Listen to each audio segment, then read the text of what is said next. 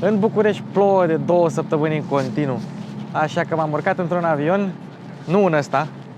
M-am dus la Frankfurt, de la Frankfurt l-am luat pe acesta și am venit în însorita Austrie împreună cu mai mulți jurnaliști ca să testăm noul Porsche Cayenne. Ăsta e al nostru, singurul albastru de aici, mai e unul verde, în rest toate sunt albe. Ia uite, avionul cum decolează de pe aeroportul din Salzburg, aici unde suntem noi. Ce pot să spun, deja vremea îmi place, nici nu mai trebuie geaca, dar îmi fuge microfonul. Singurul albastru este al nostru, poate o să luăm și un S Coupe la test. Eu sunt în mașină cu Vlad Micșunescu, suntem 3 din România, restul din alte țări. Abia aștept. Deci, mașini cu Luci Popa de la Salzburg cu Porsche Cayenne 2024 începe.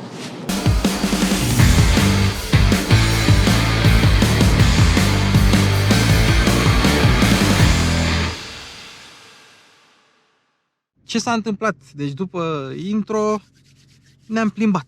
Cam 100 ceva de kilometri, a condus Vlad prima tură, după aia am luat-o eu și uite, aici este restaurantul, sau mă rog, aici e restaurantul. Urmează să mergem la restaurant și avem urcarea asta foarte mișto și era păcat să nu. Limita de viteză e 100 de km pe oră.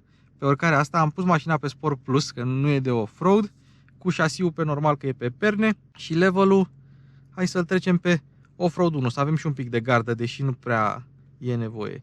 Și off-road 2 dacă vrei să fie și mai ridicată. Hai să o ridicăm de tot. Da? Sport Exhaust este... Și să vedem dacă merge șmecheria aia cu padelele. La asta nu. La asta nu merge. Trebuie să o trecem în neutru. Ia. Are soft limiter.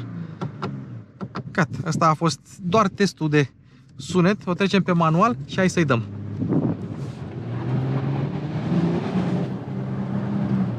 Uitați-vă ce drum. Și spuneți-mi dacă ați mai văzut așa ceva vreodată. Ce e un pic enervant este faptul că mașina trece pe auto după un timp.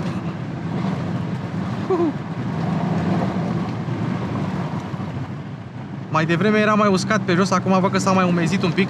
Traseul seamănă cu Pikes Peak. Cine a jucat Pikes pe un simulator Pikes Peak știe. Păi, să știi că dacă vrei să zici ceva, Vlad, poți să zici și tu că sunt prezent. Că ești prezent, da. Că GoPro-ul prinde, știi? Și vântul și lucea. Și vântul și gândul, știi vorba aia? Dăm de zăpadă. În curând dăm de zăpadă, a?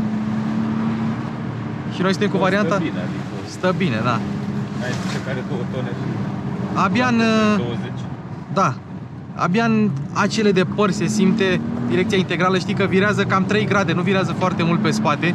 Și la manevrele normale, aproape că nu e necesar, sau dacă e necesar Cred și că intră... stă pe neutru, da, stă pe neutru în marea majoritate a timpului. Dar și sunt 13 grade afară la coborâre. Jos, la bază, erau 22. Uite, trece pe manual, chiar și pe Sport Plus. Acum nu mai avem schimbătorul ăla aici, avem ca la Taycan un selector al transmisiei aici, un fel de brown Philly shaver de la de bărbierit, și nu poți să o lași pe manual, sau poate nu știu eu. Uite aici, da, în zona asta. Uite. Tractă și diferențialul și direcția și barele active. Exact, toate. Opa. Și asta active pe 48, nu? Da, da, da. Dar sunt curios dacă le are pe mașină, dar cred că le au. Că la astea de presă de obicei de test au așa ceva. Dacă are Sport Chrono. Da, dacă are Sport Chrono le are, da. Uite, aici intrăm pe... Dar bine că am ridicat-o. Mașina este pe off-road 1. Se aude, iată. Se aude, dar bine, ăsta nu e cazul de... Uite, a atins un pic acolo. Da, un scut. Uite, a trecut iar pe automat, chiar și pe Sport Plus. E superbă, superbă, superbă locația aleasă. Uitați-vă ce e acolo. Că noi asta mergeam pe drum și eu nu știam la ce să mă uit mai întâi, la ce să facem poză mai întâi. Și asta e cam jumătate din urcarea pe care am avut-o de făcut. Vlad știe că el a mai tot fost pe aici cu schiul. Dar normal pe aici se schiază. Da, normal pe ei se schiază și Asta este pârtie de albastru, de legătură. deci fii atent, nu o lasă să fugă, nu o lasă. Ei, și noi acum în mai mergem cu Cayenne-ul pe aici. Am lăsat mașinile să treacă. Mai erau 3 Cayenne-uri în față, le-am lăsat să meargă. Oricum, direcția rapidă și nu trebuie să faci mari corecturi. Uite, încă un Cayenne. Nu trebuie să faci mari corecturi, știi? Poți să o pui unde vrei tu. Doare de 911. E doar de 911. Volanul ăsta nou e luat de pe fix de pe 911. Opa! A transmis mai mult pe spate, bă, da, i-a lecat puțin de spate. Da, dar întâi de discuri. și a subvirat întâi acolo, știi, când am intrat eu prea tare. A subvirat. Avea rost de vară. Și uite-l. În față este domnul Costin Giurgea de la Super Speed. Recent amendat. Mamă, un pic de subvirare acolo mă speriai. Dar el are o variantă mai puternică.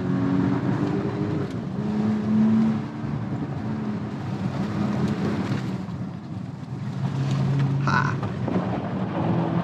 De-aia că dacă vrei să o provoci, poți. Ce distracție. Volanul ăsta de 911 e genial. Rotund, așa trebuie să fie volan, nu trebuie să fie pătrat sau... Porsche Media Drive, welcome. Nu trebuie să fie pătrat, nu trebuie să fie yoke ca la Tesla, nu trebuie să fie... Uite Cayenne-ul ăla de off-road, originalul. Da. Vai, cât de tare. Dar da, e ca o mașină de Dakar sau un mini mașină de Dakar, 911 Dakar, dacă aduceau și aici. Era demențial. Hello! Welcome to Panorama. Thank you. How was the trip? Excellent. Perfect. Excellent. You Beautiful. enjoyed the road? It was amazing, amazing. Amazing roads, amazing scenery, everything. Amazing car. Amazing car, of course. Yes. Every- I was just complimenting the car because we're filming POV.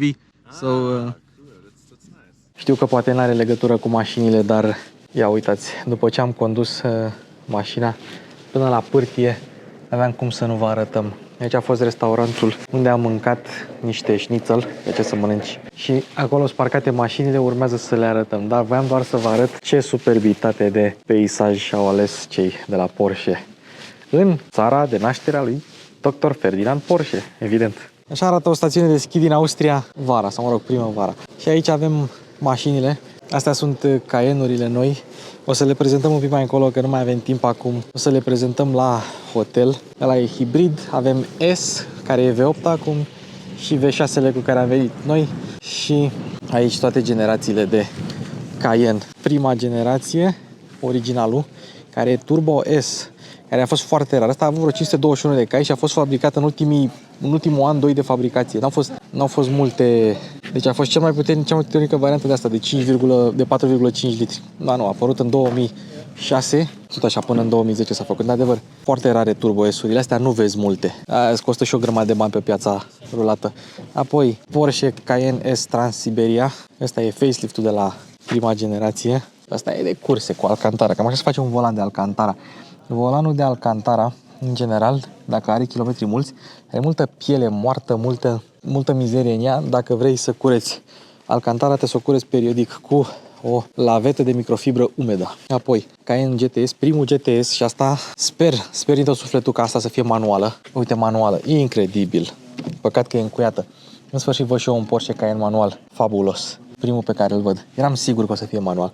Asta este o bijuterie. Mamă, ce tare! Da, V8, aspirat, manual, 405 cai putere. Urmează a doua generație, deja le mai vedem și pe la noi, Cayenne S. Ăsta a fost primul hybrid și ăsta nu era plug-in cum e acum, a fost hybrid și s-a găsit aceeași motorizare 381 de cai putere, deși asta e puterea de la motorul pe benzină și împreună avea vreo 381 de cai putere, aceeași de pe Touareg Hybrid, da. A doua generație de Touareg Hybrid, primul Touareg Hybrid, aceeași motorizare. Nu era plug-in hybrid, era doar full hybrid. E-hybrid a devenit primul plug-in hybrid, adică asta, faceliftul de la aia. Dar ăsta este Cayenne-ul S cu V6 de 36, ăsta motor de Porsche, nu era VR6-le. Și VR6-le de 36 și cu 36-le celălalt de la Porsche erau două motoare diferite, din câte mi-aduc eu aminte. Și, evident, mașina pe care o știm din 2017 până în prezent, ultimul Cayenne. Și nu avem ce să pornim, ci că start engine manually, știi, da. Ce să pornească, că el e deja pornit. Ne-am urcat pentru a doua tură de mers în Cayenne-ul hibrid. Deja se simte diferența de scaune. Am avut scaunele confort cu 14 reglaje, dar erau și ventilate. Erau și masaj. Astea sunt scaunele sport pe care poți să le iei dacă vrei și cu Alcantara, mă rog, Racetex, materialul pe care zice Porsche că îl folosește acum din motive comerciale, așa, nu mai lucrează cu Alcantara, care e un material făcut de o firmă până la urmă, că asta e, nu e piele întoarsă sau altceva. Deci, scaunele te strâng mai bine, ai mai multe reglaje, trebuie să le înveți pentru că sunt de multe butoane aici, în zona asta, încât dacă nu știi ce face fiecare, te trezești așa că umbli, ia uite-l. Da. Mamă, 1936. În rest, așa ca și poziția la volan, nu am găsit mare diferență. Scaunul e într-adevăr factorul diferențiator în toată discuția asta. Și momentan noi mergem pe e-Power. Și chiar sunt curios cât de mult pot să apăs pe accelerație dacă fac o depășire, cât de mult pot să apăs pe accelerație. Gata, a pornit. Evident, în situația de față nu avem evacuarea pe sport, dar am impresia totuși că, deși toate mașinile din testul ăsta au evacuarea sport inclusă pe ea, pentru că din ce am citit eu la Porsche au evacuările duble. Cele care au evacuarea normală non-sportivă au ovală. Așa că toate au evacuarea sport. Dar tot am impresia că față de Cayenne-ul de bază la asta hibrid se aude ceva mai diferit. Sunetul în sine mi s-a părut mai atenuat așa. Asta nu înseamnă că performanțele nu sunt, Doamne ferește, mai bune. Dar așa cum zicea și Vlad în clipul lui, se simte un pic masa în plus. Chiar și așa, Cayenne-ul mereu a fost una dintre cele mai agile mașini din clasa asta. Uite, hai să vedem. Deci, accelerăm un pic și avem aici o bară de power. În momentul în care tu cu bara asta de power ajungi la maximum, intră motorul termic. Dacă vrei să știi cât poți să mergi exclusiv pe electric, mă refer ca și putere, nu neapărat ca și autonomie, vezi bara asta. Și când ești pe e-Power, mașina nu tinde să regenereze prea mult. Pe când, mergând pe modurile sportive, ea regenerează când iei piciorul de pe accelerație. Am văzut când a condus Vlad, mergea cu ea pe Sport și Sport Plus, că mașina chiar regenera mai mult. Consum evident bun, dar s-a și utilizat cât se poate de mult curentul din bateria asta nouă de 25 de kWh, nu știu dacă e net sau brut. Cert este că mașina poate să facă aproape de cei 90 de km de autonomie pe care îi zice Porsche dacă ești ponderat. Am plecat cu 12, mai avem 11 în condițiile în care s-a mai mers și a crescut și autonomia. Autonomie care la versiunea V6 hibridă era mare, era 700 și ceva de kilometri cu 80%, 90% din rezervor. Aici 400 și ceva pentru că rezervorul e mult mai mic. Dacă totuși vrei să te înfigi în ea, asta răspunde un pic mai bine inițial pentru că te ajută un pic motorul electric. Vorba englezilor, te ajută să plow on, să mute masa asta, să formeze un pic de inerție până intră termicul în acțiune. Să știi că ai simțit mare diferență la pedala de frână între benzină și electric? Nu, asta e modulată foarte bine. E modulată, adică da. Adică nu are retracția pe care o are la Mercedes. Pe care o au alte plug-in hybrid cu sistemul ăsta Bosch, da. Pe hardware la fel. E foarte greu să găsești un plug-in hybrid care să-ți ofere o trecere de... Se pare că nici nu pune atât accent pe modularea asta de recuperare. Adică o conduci normal. Da. Se merge cu ea ca și cu una termică. Asta e. Da, uite, trebuie să accelerez un pic. E un click pe care îl faci, uite. Pac, când trece din regenerare în aia. Nu știu dacă neapărat să te atenționeze sau pur și simplu a rămas sunetul ăla. Sunet de releu ceva pe acolo. Exact. Ia, uite, dacă o trecem pe modul hybrid, spre exemplu, oare regenerează mai mult când iau piciorul? Nu, tot face coasting. Mai mult face coasting, da. Da, pe Sport și pe Sport Plus. Uite, doar pe Sport Plus se regenerează, dacă îți vine să crezi. Altfel nu. Și știu că am zis mai devreme că nu poți să o ții pe manual. Poți să o ții pe manual dacă vrei, dar trebuia să ții apăsat și noi n-am făcut asta. Acum, cutia, evident, schimbă bine. Trebuie să avem foarte mare atenție în Austria să nu ne luăm vreo amendă. Uite, acum pe Sport Plus tot nu mi se pare că sună la fel de bine ca în versiunea de bază. Chiar dacă sună frumos, are un sunet melodios de sus până jos în plaja de Ture. Motorul a rămas același de la versiunea trecută, de la versiunea de bază, deși termicul e mai slab în versiunea asta decât în versiunea de bază, dar împreună avem 470 de cai, care la prima generație mai aveai 30 de cai și te duceai în turbo, știi? Și acum avem o versiune bază plus hibrid, ca să vedem cum a evoluat treaba. La fel ca la Taycan, există riscul să nu poți să vezi toate ceasurile de bord sau toate informațiile din ceasurile de bord, dar e ecranul foarte bun, are un antireflex foarte bun și dacă bate soarele direct în el, tot vezi.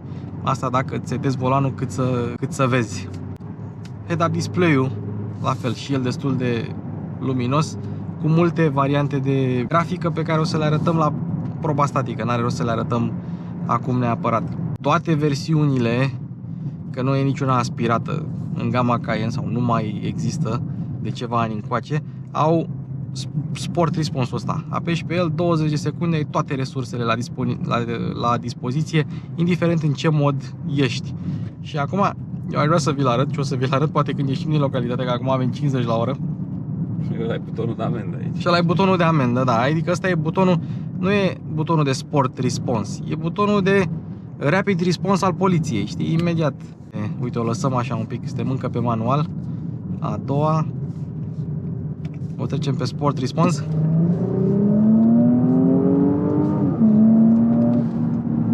Și într-adevăr, ai un pic de... Nu pot să-i spun lag, dar când ai atâta masă, 2 tone jumate, oricâtă putere ai avea și mai eram și un pic în urcare, evident că răspunsul nu va fi fulminant. Evident că odată ce se pune în mișcare, tot se bazează mai mult aici, la viteze mici, mai auzi sunet de motor electric, pentru că, na, fiind într-o zonă rezidențială și trebuie nu neapărat rezidențială, dar și urbană, trebuie să audă oamenii că vii. După ce treci de 50 de km la oră încolo, nu mai are rost să ai un astfel de sunet, pentru că nu are cine să te mai audă, că se presupune că ești din localitate, cine să te audă, câinii. Acum, cred că depinde de gradul de înclinare. Ia stai, să o trecem să văd și eu. De gradul de înclinare, dacă mașina regenerează sau nu. Pentru că dacă simte că o ia la vale, atunci e posibil să intre regenerarea în funcțiune. Evident, nu avem start-stop. Aveam comandă de start-stop-off în comenzile mașinii, asta nu avem. Fiind plug-in hybrid, motorul oricum stă oprit în toate cazurile în care nu este necesar. Și probabil și din cauza asta mașina folosește regenerarea la viteze mici sau atunci când mașina e în pantă, ca să compenseze pentru frâna de motor care nu vine de la motor care stă și ce face? Doarme. Și uite, dacă vrei, nu știu, ești pe e-Power, vrei să pleci,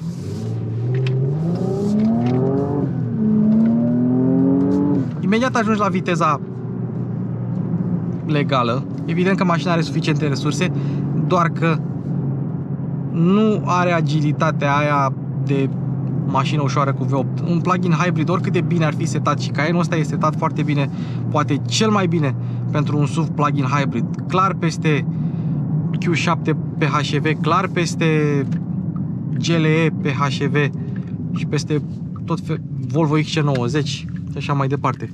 Și uite, acum cred că ne putem bucura de mașină. Ia, să simțim într-adevăr agilitatea pe manual, Sport Plus.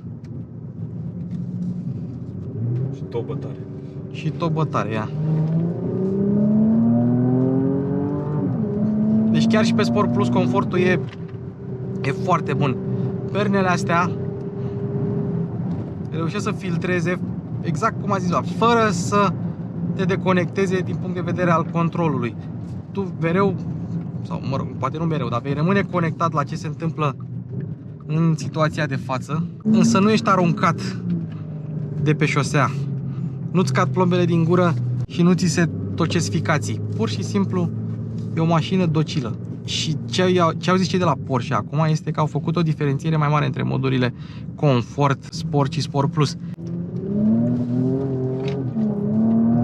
Dacă o bruschezi, se mișcă un pic sub tine. Cazuri excepționale, să zicem, simți și direcția pe puntea spate care funcționează. Ruliul e ținut în stand-by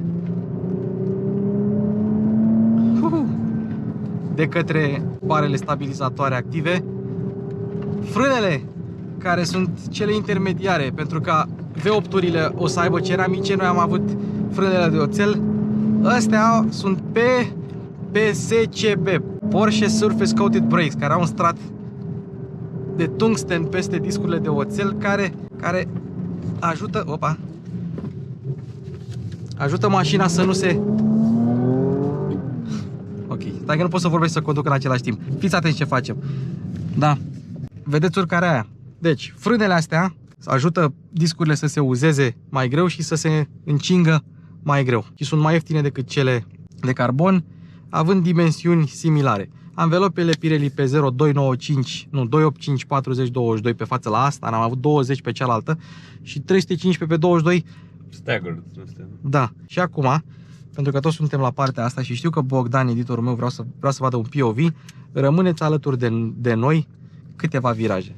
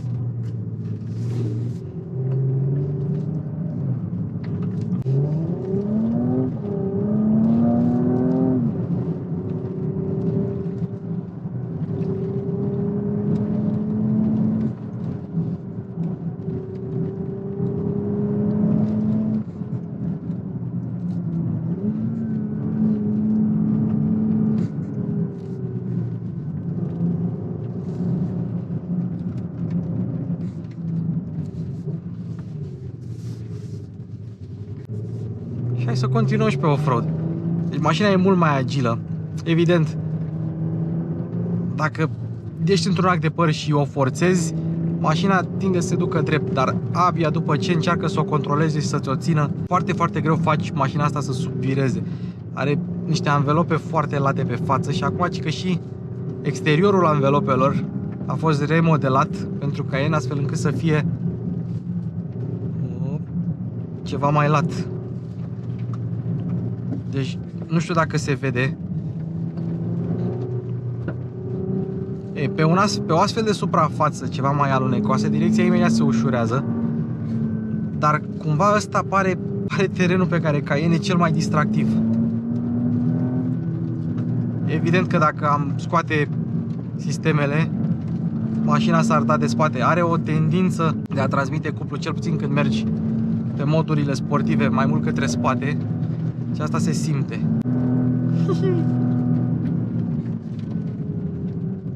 E și silențioasă, răspunde și bine. Și pe un astfel de teren să poți să mergi și să nu simți aproape nimic.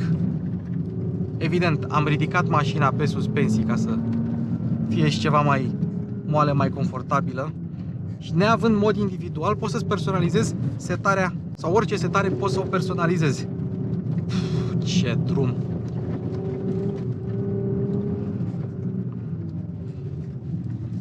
Uite, op! S-o taie după un timp. Problema e că nu-i place să nu fii în gaz. Adică dacă vrei să intri, intră cu puțin gaz și după aia accelerează. Dacă intri fără gaz, cum am făcut eu, și după aia o bruschezi, îți dă cuplu electric și tinde să se destabilizeze. Dar uite, dacă vrei, hop, o faci să fugă puțin. Ce drum!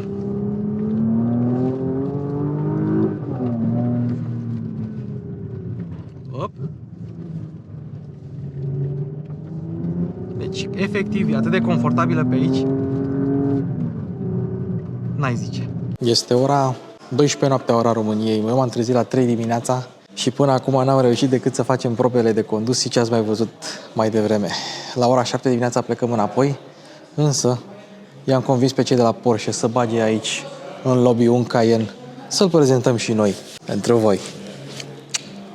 Acesta este unul dintre cele mai mari, cele mai extensive facelift-uri produse vreodată de Porsche, pentru că mașina trebuie să țină până în anul 2030. Încă 6 ani, 7 cu ăsta, până când vom scăpa de acest Cayenne. Și nu e exclus să mai primească un facelift, însă, asemenea Macanului full electric de anul viitor, care cred că va apărea la sfârșitul acestui an, sper să nu mă înșel, Cayenne-ul va avea în paralel două versiuni, pe aceasta, dar și una full electrică începând cu 2025. Ca de obicei, hai să începem cu luminile. Mașina o să stingă farurile și o să stingă stopurile și o să stingă semnalizările pentru că nu prea mai are baterie, dar două faruri sau două modele de faruri vom găsi pe noul Cayenne. Prima dată avem farurile Matrix LED care sunt standard acum, însă voiam să vă spun că acestea sunt farurile Matrix HD, dar nu, acestea sunt farurile Matrix LED. Sunt opționale, nu știm încă prețurile, nici prețurile mașinii. Avem două module cu 32.000 de pixeli pe fiecare far. Practic vorbim despre un proiector și mașina poate să proiecteze mai multe lucruri pe asfalt. Exact cum are GLC-ul, exact cum găsim și la Audi și așa mai departe. Însă este ilegal să proiectezi lucruri pe asfalt și poți proiecta doar anumite chestii. Ei bine, însă, ce se întâmplă? Farurile pot detecta ceilalți participanți la trafic să nu-i orbească, poate pe autostradă sau pe autoban să lumineze toată banda, doar banda ta, și dacă vrei să depășești, poate să lumineze și banda pe care vrei tu să treci atunci când vrei să depășești. Dar tehnologia asta, bine, nu asta, tehnologia Matrix, HD Matrix LED pe alte care e opțională, poate avea mult mai multe întrebuințări de siguranță și de confort care încă nu sunt 100% legale. Dar până atunci avem opțiunea asta. Au ajuns Matrix LED-urile să fie standardurile în industrie. Evident, avem cornering, avem lumini pentru vreme rea, nu mai avem proiectoare de ceață în față, semnalizările sunt aici. O tradiție Porsche, doar pe spate mai avem ceață. Se vor stinge și aici, dar repede să arătăm, nu avem semnalizări dinamice, avem banda LED, totul redesenat, reproiectat. Acum banda LED este 3D și chiar și emblema Porsche este 3D. Acum, ceața aici este jos, iar luminile de marșarier ar trebui să fie undeva pe aici, dacă nu mă înșel. Ok, ce avem nou acum pe mașină? Deși nu pare, cam totul este nou. Farurile, blocurile le-ați văzut, oricum sunt redesenate. Capota este nouă, are două nervuri aici. Grila e și ea nouă și în funcție de motorizare și de configurație, da, vei avea diverse părți frontale. Pentru că pot fi unite, pot să nu fie unite, pot fi în culoarea caroseriei, pot să nu fie în culoarea caroseriei. Dacă sunt în culoarea caroseriei, fac parte din pachetul Sport Design. Nu știu, cum arată mai bine, cu plastic negru sau cu plastic vopsit? Puneți și voi în comentarii acum. Mie îmi place mai mult cu negru. Îi dă așa o aură de SUV. Aurul negru este cel care face totul posibil. Anvelopele sunt Pirelli P0 NCO, adică originale Porsche. Jantele de la 20 la 22 de inci cu diverse modele noi. Frânele pot fi oțel, pot fi PSCB, Porsche Surface Coated Brakes cu un strat de tungsten peste, sau pot fi Porsche CCB, adică Porsche Carbon Ceramic Brakes. Dacă vrei, le poți avea, era să zic pe toate, dar ai opțiunea a 3 sisteme de frânare diferite, toate puternice, care mai avansat. Chiar dacă arhitectura suspensiei nu s-a schimbat, geometria suspensiei s-a schimbat. Mașina a devenit mai manevrabilă, mai agilă, mai confortabilă, mai sportivă, mai plantată, cum vreți voi. De asta și anvelopele astea, NCO sau NC0, sunt acum mai late în exterior pentru o stabilitate mai mare. Ați văzut deja la exterior care sunt dimensiunile pentru astea de 22. Avem arcuri și amortizoare adaptive, cum avem pe mașina asta, standard, Porsche Active Suspension Management în standard, amortizoare adaptive în standard, însă noi am fost norocoși că am condus două versiuni diferite, dar două versiuni cu suspensia pneumatică adaptivă, cu ridicare, cu coborâre, care face minuni din noul Cayenne. Este o opțiune, într-adevăr, care în timp îți poate aduce niște costuri, dar o opțiune care pe moment eu zic că merită. Voi nu. Evident, tracțiune integrală. Aici se află un pachet de ambreiaje multidisc de la Magna, care au locul unei cutii de transfer sau iau rolul unei cutii de transfer și, evident, mai multă putere este transferată pe puntea spate. Și, evident, majoritatea cuplului se duce în zona asta, pe spate. De asta avem și anvelopele mai late pentru o tracțiune mai bună. Mașina este rear biased. Evident că transmite cuplu și către față și dacă are nevoie transmite și mai mult, însă în buna tradiție Porsche avem un fund periculos. Pe noul Cayenne poți avea mai multe pachete lightweight. Ce înseamnă lightweight? Înseamnă mai ușoară. Ce înseamnă mai ușoară? Înseamnă mai agilă, mai manevrabilă și mai economică. Însă avem o mașină de 2, și ceva tone din care poți economisi 33 de kilograme. Nu e mult, dar e ceva acolo. Plus că voiam să vă arăt mașina din unghiul ăsta, să vă arăt că poți avea și un plafon panoramic cu trapă. Și vedeți, partea asta, asta se deschide aproape cu totul și ai o deschidere foarte largă a plafonului panoramic. 3 versiuni de Cayenne Facelift, 3 versiuni de rezervor, toate pe benzină, 75 la versiunea de bază, 70 la versiunea plug-in hybrid, mă așteptam la mai puțin, 90 la versiunea S. La versiunea S, care acum este V8 și are nevoie de combustibil. Nu știu sigur dacă acum bușonul acesta vine standard sau este încă opțional. Și chiar dacă se recomandă folosirea benzinei de 98, mașina este gândită să meargă și cu benzină de 95. Dacă mâine o să prezentăm și un coupe, o să vă mai arătăm și diferențele dintre ele, dar în principiu diferențele sunt aici. Avem un Cayenne normal cu eleron, cu plafonul nu foarte plonjat. O să vă arăt și când deschidem portbagajul cam unde se face diferența între cupeul și Cayenne-ul normal. Culoarea asta cred că se numește Montego Blue și arată demențial în culorile noi. Avem un pseudo-difuzor care poate fi vopsit în culoarea caroseriei prin pachetul Sport Design și fiți atenți aici. Acestea sunt evacuările Sport. Evacuarea Sport care vine opțional, în standard evacuările sunt ovale. Mai puțin la Turbo GT care sunt aproape rotunde, dar tot un pic ovale sunt. Oricum nu contează că nu vine în Uniunea Europeană. Turbo GT-ul o să-l vedeți probabil prezentat prin America sau poate, de ce nu, la moldoveni. Cheia, care poate fi vopsită în culoarea caroseriei, arată a Porsche, deja tradiție, nu mai are rost să vorbim despre acest lucru, însă un singur lucru nu are mașina asta, mă refer la asta prezentată aici, nu are keyless entry. Trebuie să deschizi și să închizi din cheie, pentru că mașina are keyless-ul entry opțional și un lucru nu mai are, dar se poate coda prin un produs vag. Apropo, se vede luminița, da? Un lucru se mai poate coda, să se deschidă geamurile din cheie. Fie că vorbim de coupe sau de Cayenne-ul normal, avem portbagaj electric. Haion acționabil electric, însă el nu se închide din cheie. Și vă spun acum volumul portbagajelor până nu le uit. 772 de litri la Cayenne, adică exact ce avem acum, o să-l arătăm imediat. 627 de litri la Cayenne-ul normal plug-in hybrid, apoi 592 de litri la Cayenne-ul coupe și 434 litri la Cayenne-ul coupe plug-in hybrid. Deci dacă aveți nevoie de portbagaj, luați-o pasta. În 2023 fie că îți iei Cayenne sau Cayenne coupe, haionul e acționabil electric. Hai să vorbim acum despre volume până nu le uit repede. 772 la Cayenne, 627 la Cayenne plug-in hybrid, 592 la Cayenne coupe, 434 la Cayenne coupe plug-in hybrid. Și vă mai spun un lucru mega interesant. Mașina a știut că eu m-am băgat în ea și cumva a pornit contactul. Nu e prima dată când filmez chestia asta, de asta știu. Efectiv a pornit contactul, că m-a simțit pe mine în ea, deși eu sunt în portbagaj. Cum de-a făcut asta? Nu știu.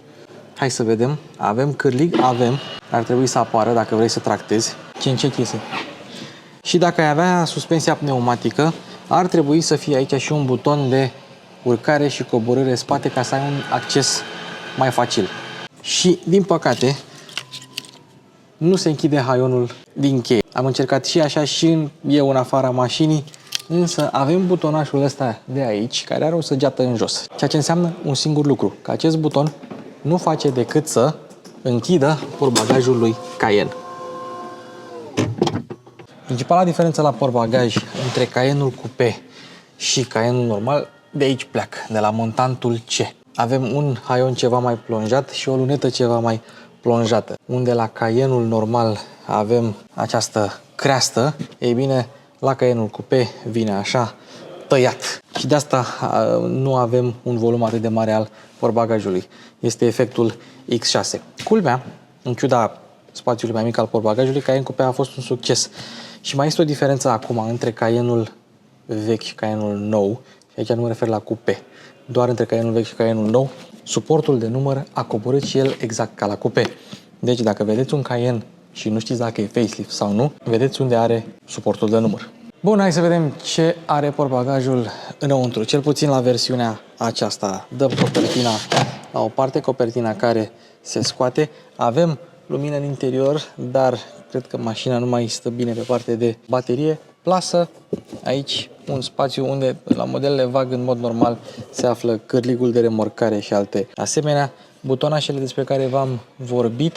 Avem șine pentru ancorare. Aici, da, ca să ajungi la diverse obiecte, inclusiv stopurile, dar uitați cât material fonoabsorbant în mașina asta. O mașină mega silențioasă, așa cum am văzut deja la proba de condus. Și o podea falsă care se poate ține folosind acest băț. Și dacă v-ați întrebat cum a stat podeaua falsă ridicată, dacă eu cu o mână ridicam bățul și cu cealaltă țin camera, am ținut-o cu capul, că de-aia sunt mic, ca să pot să țin lucruri cu capul. Și evident pot să montezi o roată de rezervă de dimensiuni reduse, așa cum puteai și până acum. Portbagajul lui Cayenne, cel puțin portbagajul acesta al Cayenne-ului de bază sau S, este unul foarte mare, foarte încăpător, însă mi-ar fi plăcut, recunosc, uite și niște cărligi, mi-ar fi plăcut, recunosc, să pot rabata bancheta. Păi și ce faci dacă vrei să rabatezi bancheta? Simplu, despre asta vorbim acum. Și îți mai dau un exemplu despre cum poți să recunoști un Cayenne normal și un Cayenne Coupé. Cayenne-ul normal va avea scaunele care se mișcă în față și în spate, pe când Cayenne-ul Coupé nu... Am impresia că la Cayenne Coupé nici măcar bancheta nu poți să o rabatezi, din păcate. Ei bine, dacă rabatezi bancheta la Cayenne, nu vei avea o podea 100% plană, dar este suficient de plană cât să poți să încerci să ridici niște obiecte voluminoase până aici. Dar atenție să nu lovești ecranele din tetiere, ecrane care sunt și acestea opționale și acestea destul de scumpe. Cam așa arată un Cayenne nou cu capota ridicată. Dacă la prima generație capota era până în acest punct și de aici era aripa, pentru siguranță, pentru o ușurință de reparație, mai ușor să pună capota în stilul acesta, deși este și ea un pic decupată în stilul tradițional Porsche. Amortizoare, antifonare și farurile sunt făcute de Hella în Germania. Nu știu dacă mai țineți minte, acum ceva timp erau motoarele 3.0 de Audi care aveau 354 de cai putere. Și am rămas un pic pe gânduri de ce Porsche ar fi dat 353 de cai putere aici și nu 354 la versiunea asta nouă de bază, la 260 de kW. E bine, unii rotujesc în plus și vine 353,64, unii rotunjesc în minus și aparent Porsche rotunjește în minus, deși ar fi trebuit să rotunjească în plus.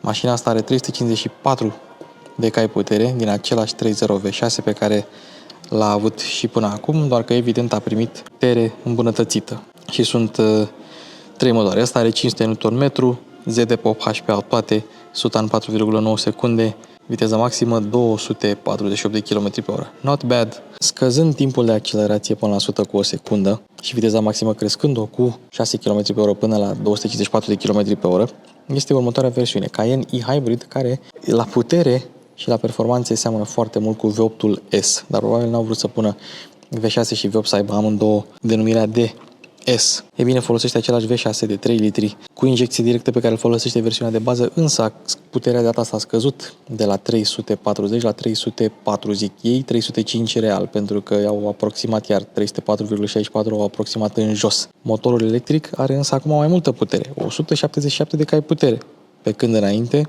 avea 136. Însă cei de la Porsche zic 176. Din nou au rotunjit în jos că e 176,64. E o întreagă nebunie cu kilovații și cu puterea asta. Mă rog, nu mai contează. Cert este că împreună dezvoltă 470 de cai putere, 650 Nm, cifre de performanță vi le-am spus și bateria a crescut.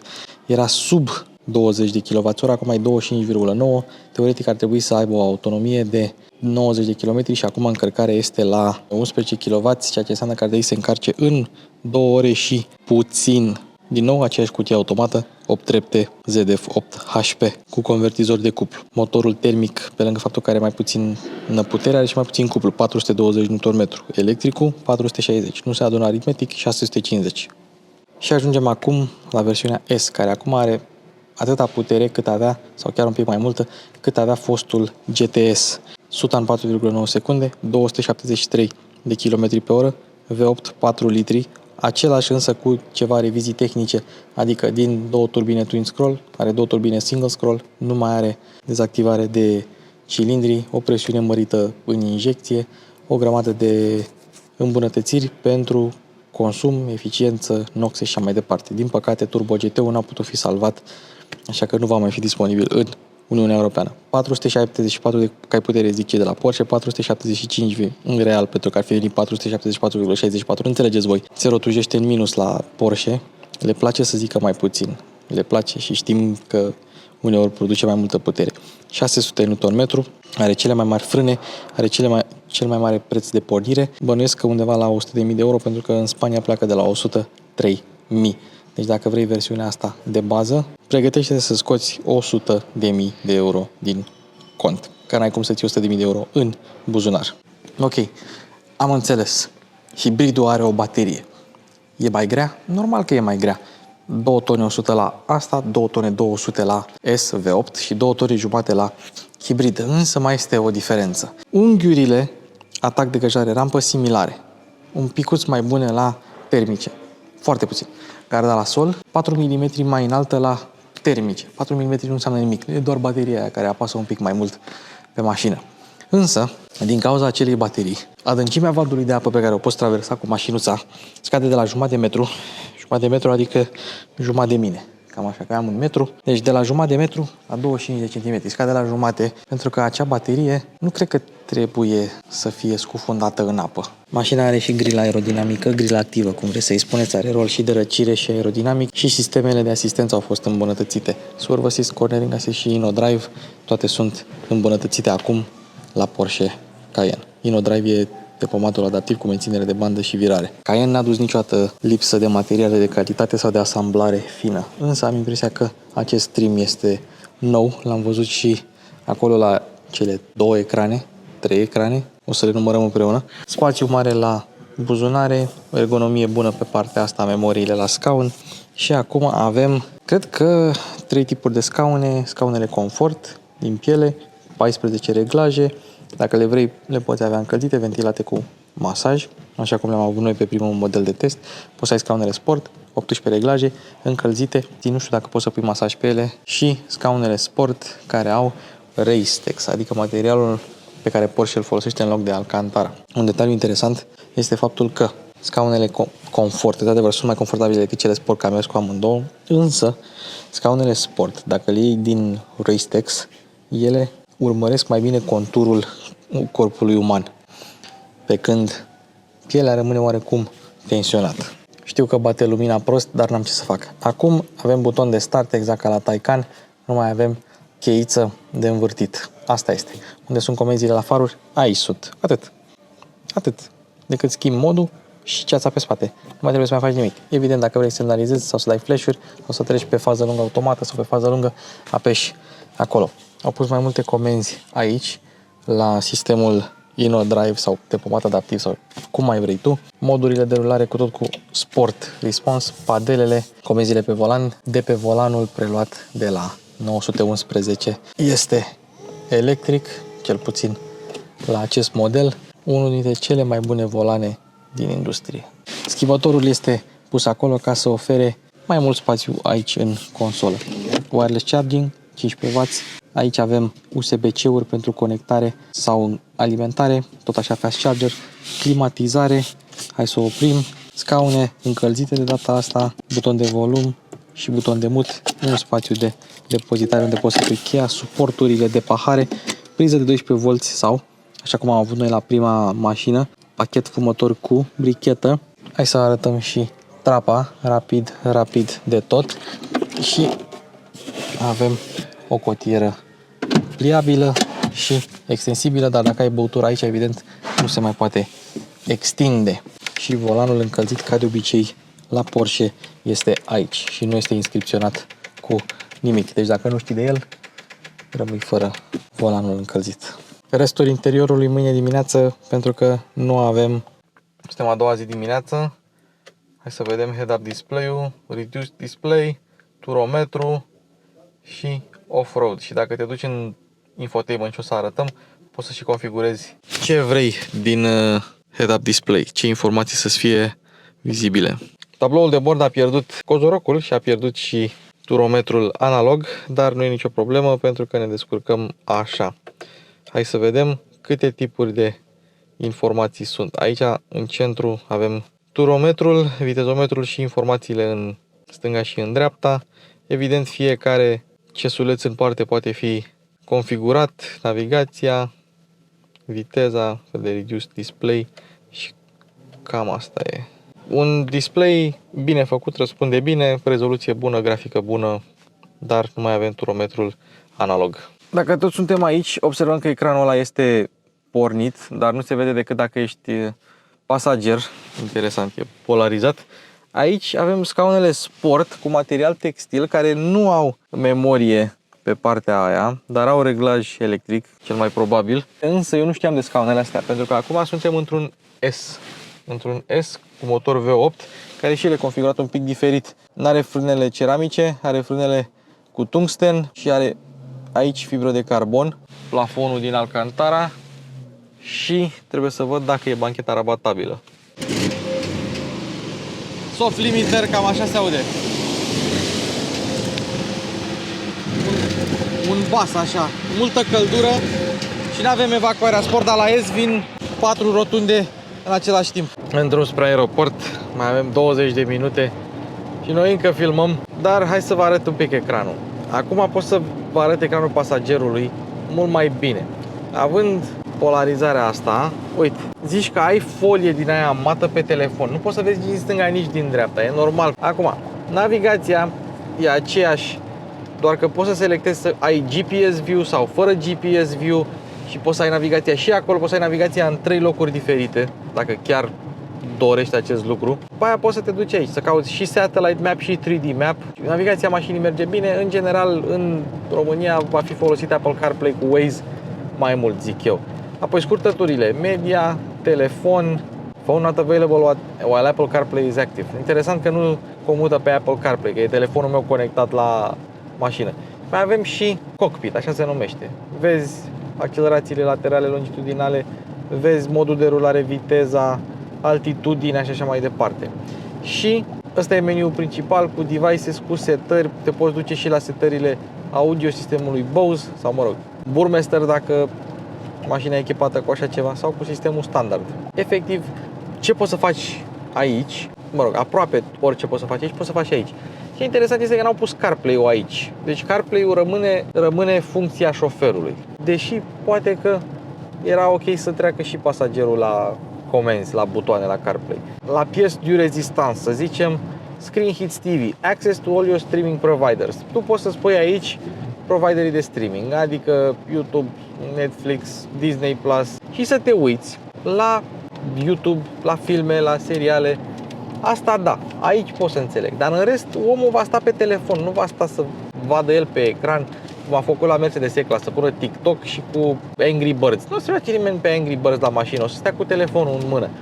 Îi văd într-adevăr funcția, îi văd într-adevăr utilitatea când vrei să te uiți la video sau când vrei să vezi viteza ca să nu stai cu gâtul întors spre șofer, să poți să vezi și drumul, să poți să vezi și anumite detalii. În rest, na, e un ecran ca oricare altul. Și acum hai să trecem și la cel principal, la cel important. Ai navigație, ai o grămadă de setări. Interesant este că poți avea indicații de navigație în 4 locuri, deci pe lângă cele 3 ecrane și în head-up display.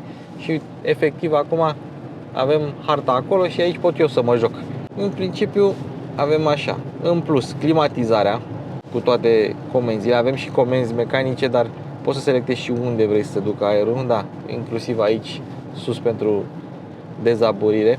Ai air quality-ul ăsta care are un sistem de purificare și ionizare care este pe bază de GPS și știe că atunci când te apropii de un tunel să activeze recircularea și să activeze ionizarea și așa mai departe. Asta dacă nu sunt deja activate. Un sistem din asta predictiv care îți spune cât de curat e aerul și o surpriză plăcută este că niciodată n-am văzut aer slab în Austria. Peste tot. Cred că la noi ar fi fost low, very low și așa mai departe. Deci îmi place că are 6 trepte. Încălzirea auxiliară sau Webasto, cum mai zice românul, cu aceeași cheie ca la unele modele Audi. N-am văzut în viața mea o brichetă atât de mare pe care scrie oricum Audi. Da. Climatizarea în spate, avem și așa ceva. Și atât la climatizare. La car ai toate funcțiile importante, cum ar fi modurile de rulare pe care le-am arătat, sistemele de asistență, toate. Oricum și acum și în standard vin multe, chiar dacă la Porsche încă trebuie să plătești pentru cele de top, cum ar fi InnoDrive sau Swerve Assist. Aici avem computerul de bord, cele 3. Synths, adică personal trip, Synths e acolo și personal trip e aici. Synths refueling și total și așa mai departe.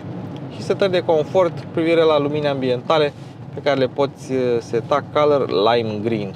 Uite, dark orange, lime green, topaz blue, Atlantis și așa mai departe. Total brightness dacă vrei, efectiv un sistem similar, doar că updatat pentru anul 2023 pe Porsche Cayenne. Apple CarPlay-ul cu fir sau wireless, acum este cu fir, am încercat și wireless, merge bine în ambele situații. Am ascultat muzică la... Android-ul nu merge wireless, de exemplu, mie nu mi-a mers. Nu ți-a mers wireless da, Android? Nu știu de ce.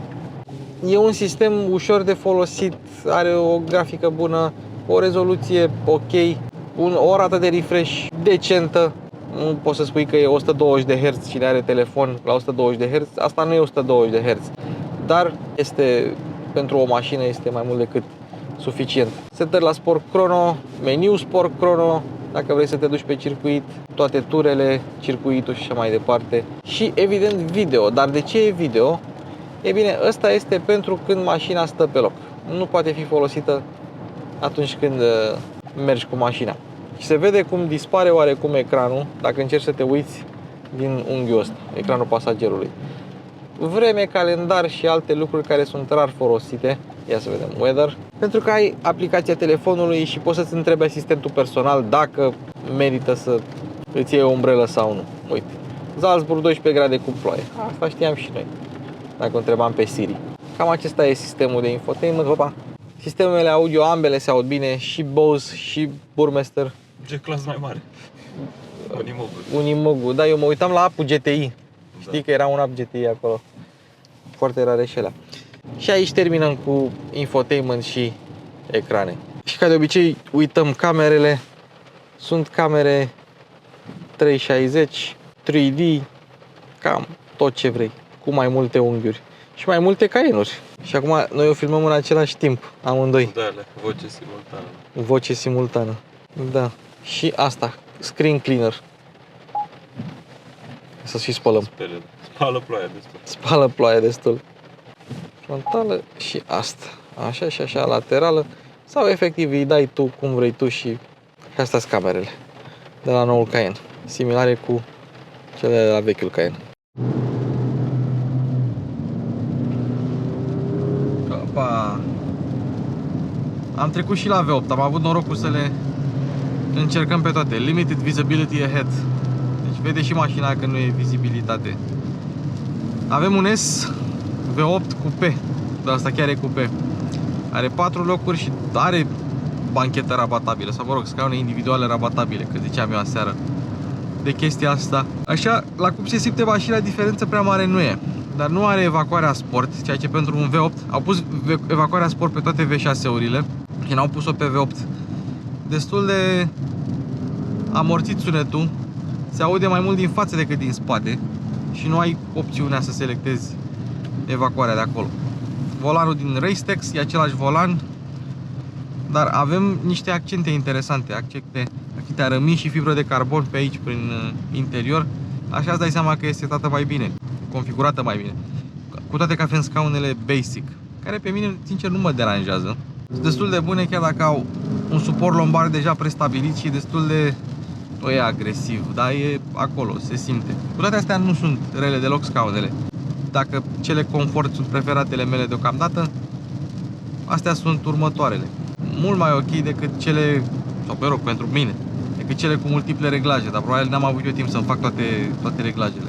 Când ai un volan de Alcantara și e nou, parcă ți-e și milă să nu te speli pe mâini înainte să mergi cu mașina.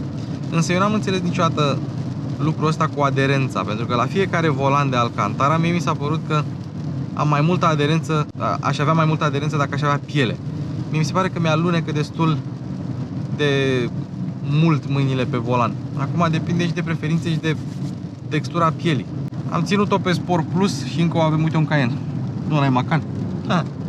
Am ținut-o pe Sport Plus ca să văd așa un pic răspunsul, că nu mai avem foarte mulți kilometri cu mașina.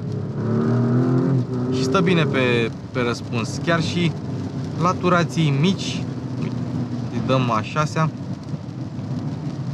și avem sub 2000. Când vrei să accelerezi, evident că un motor mare cu multe pistoane va avea cuplu intrinsec fără a avea nevoie de turbine, cu toate că intră și le simți după ceva timp. Dar dacă vrei să te distrezi,